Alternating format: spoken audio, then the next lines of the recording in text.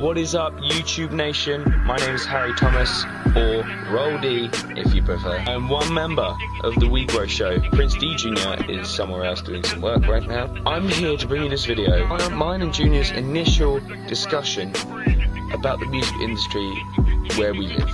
Love y'all. Yeah.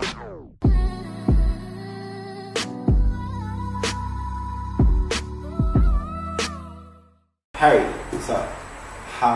When did you start writing or making music? Well, I've been playing guitar ever since I was like 5. Okay. I mean, I didn't obviously take it seriously because I was 5 years old. Yeah. So I was just literally walking around with a crappy guitar, just like strumming it. Yeah. But I started taking it seriously at about, I'd say about like 14. 14. Yeah, 14 years old. I took it about seriously. I picked it up again. I didn't touch it for years. Yeah. And then I picked it up, and yeah, I've been just going ever since with various things. And when did you actually start composing? I'd say maybe like a year on, I would have started writing my own stuff. Yeah. So I'd say I was about 15. I mean, it wasn't good at all. It was really, really childish crap. But but it was still composing. Yeah. Yeah. Still starting. I'm pretty sure by now you're better. I don't know. Well, I have much more of an understanding about writing music and writing lyrics now. Right. A much more of an understanding, whether that's good or bad. I don't know. It is a good thing. It's Yeah. definitely a good Yeah. thing. It's definitely a good thing. I mean, where do you actually see yourself? Like, where do you want to be by at least 21? I guess I'd like to have some form of recognition. I mean, I'm not asking to be massive. Yeah. You know, I don't think anyone's asking to be massive. I'm just asking for people to listen. Yeah. You know, because I have something to offer someone. Yeah. I have something to offer to people. Yeah. But I have no way of showing them other than playing the music. Yeah. I mean, I've been trying for years. I mean, I've been playing in little pubs and clubs since I was 15. I've been playing the same bars in Hastings town for years, you know. And it's hard because some nights when you're playing a gig. I mean, I've been in bands, I've been solo, and from my experience of being in a band, it's so much harder because people don't always listen. The worst show I ever played was at Flares, which is by Hastings train station. We were there to support quite a big band in Hastings. Yeah. And they're quite popular, but everyone was there for them. Yeah. And that's always the problem, because we went on stage and, you know, I like to think that we were good. You know, we were tight. We were very, very tight. We practiced at least twice a week. Yeah. On our art, if you like, and we were tight as anything, but no one would listen because they were there to listen to a certain music. A certain group, and they didn't want to listen to us. Yeah. So they all turn around and talk to each other. Yeah. It's hard. It's hard to get people to listen. Yeah. But I mean, I'm still here and I'm still trying. Yeah. Something's got to be going all right. At the end of the day, it's all about trying. I always believe that, you know, with music and, you know, coming up in music, how else would it be memorable? How else would your accomplishments be memorable if they were easy? Yeah, it's very true. I mean, you have a lot of people talking about a lot of music today. There are a lot of people talking about stuff that doesn't even matter. Yeah. Do you know what I mean? Like people like me and you, we don't relate to. Yeah. You know, it's almost like some artists are singing to like the majority, if you like, the rich and famous and like the partying every night, and they don't talk about the things that we go through. That's why, I mean, people are surprised when I say I like rap music. Yeah. Because I can relate to a lot of rap music, even though, you know, they're talking about, you know, a whole lot of popping mollies. Yeah, exactly. But they talk about a certain struggle. Yeah. that we all go through. Yeah. And that's why people are surprised when I say that, because I'm like, well, yeah, they talk about, like, as you said, Pop and Molly and bitches. You know, it's if you look behind that, it's a different message. Yeah. That's why I like it. There always is. There always is a different message, and I always see that in hip hop and actually in any kind of music, really. Like, if you looked at my playlist is by far the most bipolar playlist ever. Like, you will go from Amy Winehouse to the most ratchet and the most ghetto type of music. Like, you'll be like, wait, and then straight after that one, you get Westlife, and you're like, what's going on? Like, I used to be a really, really big NSYNC fan. Yeah. Right. Yeah. And I used to like Westlife. Yeah. And I used to, God help me, I'm going to say this on camera. I used to like Backstreet Boys. Yes, I used to like Backstreet Boys. Okay. There's nothing wrong with Backstreet. Don't judge me. Yes, this chocolate thunder like Backstreet Boys. Okay. I think the problem with today's current music listeners is that they base themselves on music that they want to like, not what they actually like. Yeah. You could probably go up to a lot of people and say, what kinds of music do you like? And they'll say one genre of music, and they won't say like, I like pop, I like rock, I like hip hop, I like dubstep, I like house, I like all of these things. And I like to take the mentality of, I like what I like. Yeah.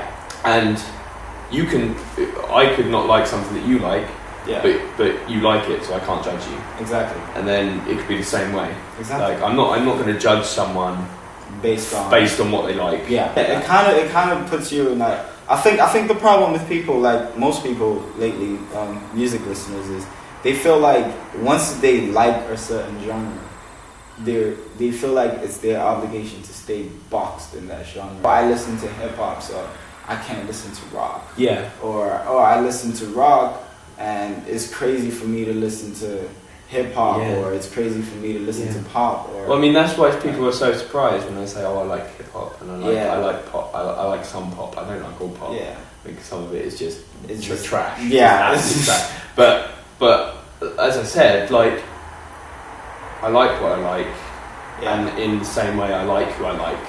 Like, people listen to a lot of music based on what they want to wear clothing wise, I believe.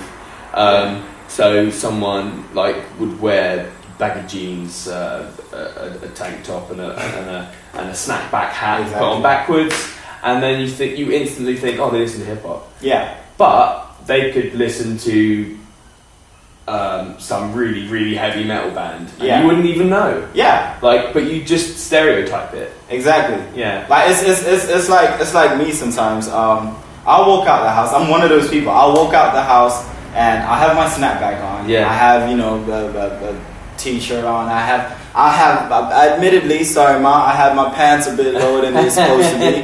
And I walk out. I put my earphones on and I'm walking. And if you look at me, you see me bump my head, you'll think, oh, probably the first thing that I'm listening to is probably Snoop Dogg, or I'm listening to 50 Cent or Lil Wayne or something. Yeah. But guess what? If I take out my earphones and if you listen to what I'm listening to, I'm probably going, Uptown Girl. Yeah. If you look at me, the same sort of thing. I'll walk out of my house with like, say, this t-shirt, my hoodie, under a like ripped up bleached denim jacket with like skinny black jeans and my Vans on. Yeah. And then you'll think, oh, he's listening to like some like rock music. Rock, yeah. And then again, if you listen to what I'm listening to, I'll be listening to like Blurred Lines or something. Do you know what I mean? Yeah, because that's on gin and juice. Because I think a lot of people today need to open their minds up to what is out there. Yeah. Go outside of Hastings, go into, say, I don't know, London, and ask the general population, if they know where Hastings is. Do you know what I mean? They won't. They won't. And they're not going to know someone called Harry Thomas coming out of Hastings. Yeah. That's why I think it's our job to finally take a stand and say, you know what, it's about time we put this side of the country on the map. Yeah. My cousin, who lives in front of me, is probably one of the best rappers I've ever listened to. Yeah. My best friend is the sickest drummer that I've ever heard. He can drum anything you want. He can drum rock, hip hop, anything he can drum. He'll give him a song and he'll drum it. I'm in that community, which I feel proud of being in. Yeah. Because I'm in a community of people who are unnoticed and are just dying for someone to listen to them. We carry on no matter what. You know, exactly. It's not about people listening to us. At the end of the day, something will give in. The problem is, Brighton is not taking anything from Brighton. I mean, Brighton created such a force for artists. But the thing is, I don't think it helped everybody. I think Brighton just helped Brighton, and that was it. Yeah. Because when I talk to people, I've got friends that live in Northampton, Birmingham, or whatever, and when they ask me, where do you live? I say, oh, I live in Eastbourne, and they say, oh, where's that?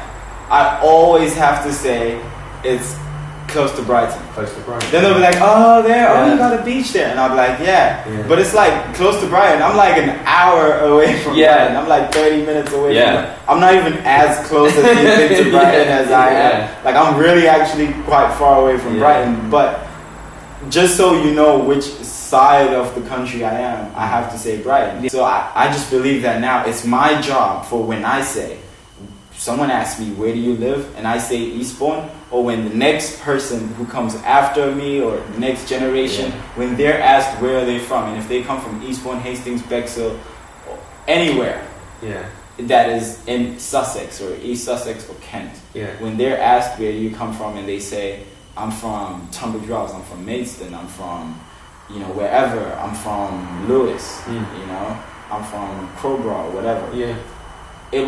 Instantly, people who live in London will be like, oh yeah, okay, I know that place. Oh, that's that place where Harry came from. That's that place where Junior came from. That's that place where so-and-so, you know. Yeah, it's worrying. Yeah. And it's a little bit hurtful because you put so much time and effort into something that you genuinely believe in. You put it up there, you put it out there, and then 27 people listen to it. And that is based on location. Yeah.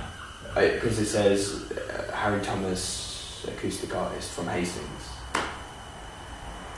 If I said Harry Thomas, acoustic artist from London, that would be different because I'm from London. Yeah. You know? Different. But because I'm from Hastings, which no one fucking knows where it is. No one even knows. Like, even when I'm in Hastings and I say to people, and that people ask me where do I live in Hastings, and I say my road name, no one even knows where that is. Do you know what I mean? It's like the local people in Hastings don't even know where that place where I live. You know, like somebody that lives in London know where Hastings is. Like, no one even knows in Hastings, the local people, where I live. That's how bad it is. Right. Because people are so set in their ways. You know, they go about their day-to-day life. They don't want to learn about anything. They just want to, if you're in a job, they just want to go to work, come back, eat dinner, go to bed. You know, that's what they want to do. And I want something new. I don't want to do that. I mean, I'm doing it at the moment. I'm waking up every day, I'm going to college, I'm coming home, I'm eating dinner, and I'm going to bed, and I'm doing it again the same day. Yeah. And Lord knows I don't want this. Something's got to change. I don't want this anymore. Like, so something's got to give.